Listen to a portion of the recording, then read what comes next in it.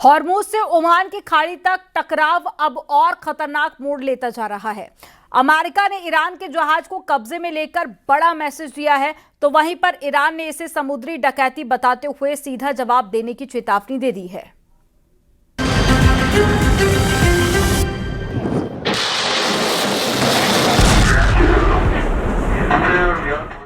Trump ने Iran के जहाज पर कब्जा कर रेवोल्यूशनरी कमांडरों को भड़का दिया है।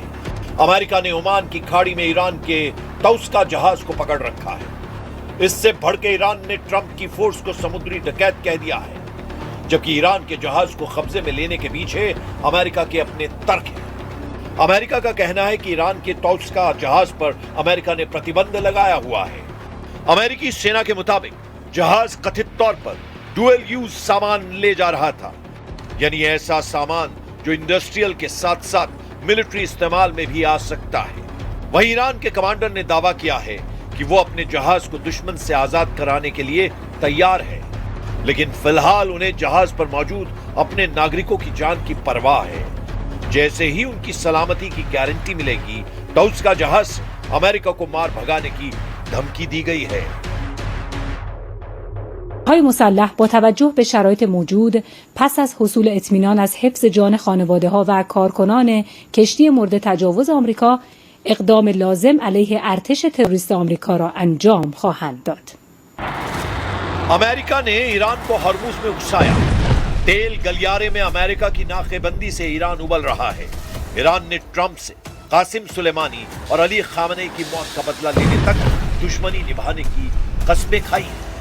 ईरान के कानून प्रवर्तन कमान के चीफ अली शिराजी ने ऐलान किया है कि जब तक ईरान ट्रंप से कासिम सुलेमानी का बदला नहीं ले लेता, युद्ध खत्म नहीं होगा। अगर सीज फायर समझौता होता भी है तो ईरान अमेरिका और ट्रंप के सामने झुकेगा नहीं।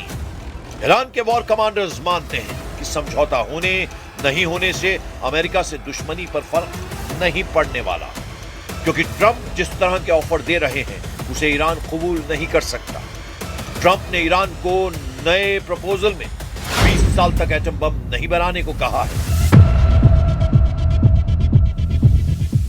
इसके बदले वो 20 साल तक ईरान पर कोई हमला नहीं करेंगे। ट्रंप ने इस बार ईरान को $200 अरब फंड अनफ्रीज करने की डील दी है।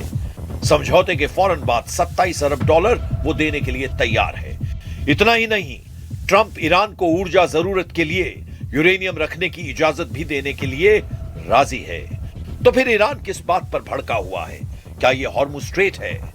हॉर्मुज में परमानेंट टोल बूथ बनेगा या नहीं, इस पर अभी सस्पेंस है।